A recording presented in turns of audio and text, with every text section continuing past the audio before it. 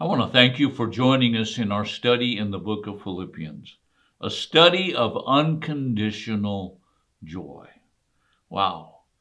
If there was ever a need in our world, it's for believers to display unconditional joy. A joy that's there no matter what they're going through.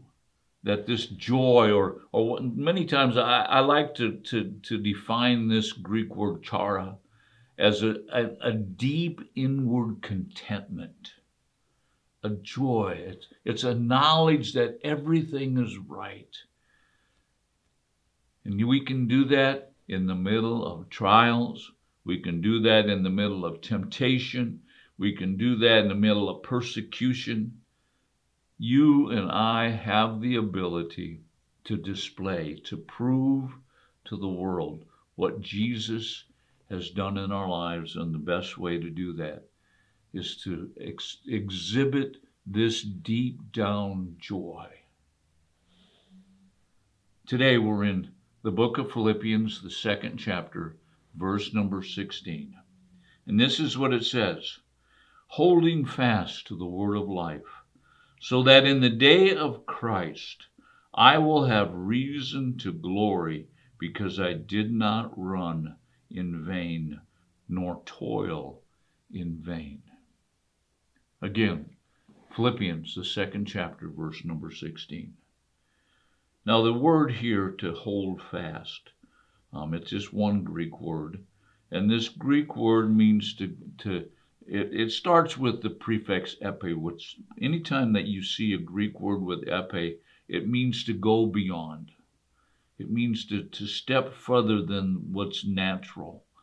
And so this word is it starts with this prefix epi, and it means to go beyond. And then the second word is the Greek word echo, and it means to hold. In other words, what the Apostle Paul here is to go beyond any kind of physical ability to grasp and to hang on, to firmly grasp something. Now, what's he telling us to firmly grasp? He says, hold fast to the word of life. The word here is the Greek word logos, and it just basically means a statement. It means something that's an organized statement. It's different than the Greek word rhema, which many times people say, well, rhema is a living word. No, both of them are living words. Rhema is more a smaller statement, where logos is more like a teaching. And so it says that the logos. Now, Jesus is actually called the logos in the New Testament. So this is a word, this is a statement, this is a teaching, this is a person called Jesus. And it says that it's the word of life. Now, that's the Greek word zoe.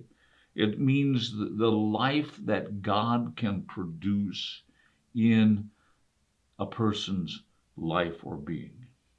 Jesus is called the Zoe.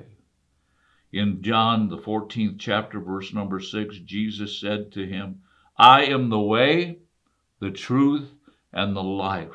No one comes to the Father but through me. The Apostle Paul is telling the Philippians to hold on to Jesus, to hold on to this statement, to hold on to this person, to hang on to him. Now, let me remind you that the condition in the church at Philippi is not a very good condition. They are under persecution. They are seeing their loved ones persecuted and possibly even dying because of their faith. And so the Apostle Paul is encouraging them, and he's saying, guys, hang on. Don't give up. Hang on to the word of life. And then he makes this statement, so that in the day of Christ. Why should we hang on? Why should we continue? Why not just give up? Turn loose.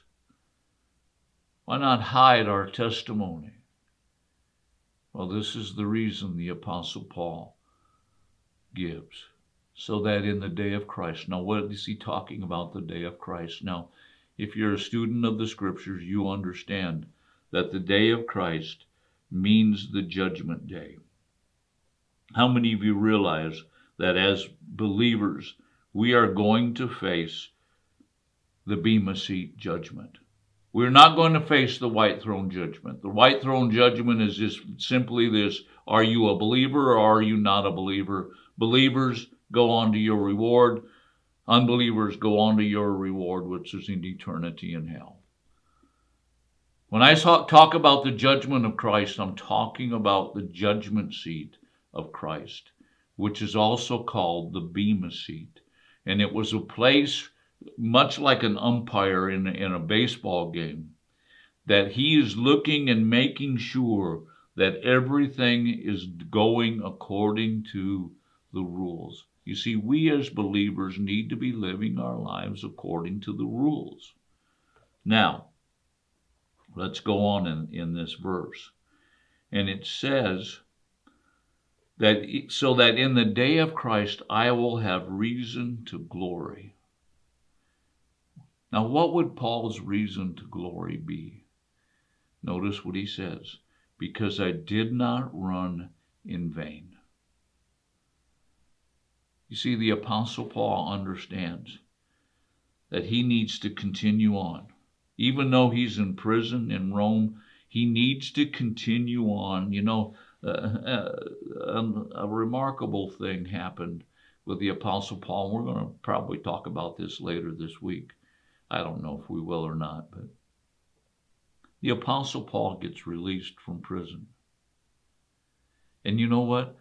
Just as soon as he gets released from prison, you know what he does?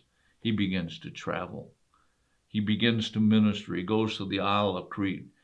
Many people think that he was on his way to Ephesus when he was rearrested. But he begins to go and to do what God has given him to do. So the Apostle Paul practiced what he preached. He didn't give up. He didn't turn loose of Jesus. And the reason why is because he didn't want to run in vain. He didn't want to run in emptiness. He wanted to run a course of life that was filled with the goodness and the glory of God. He said, I didn't run.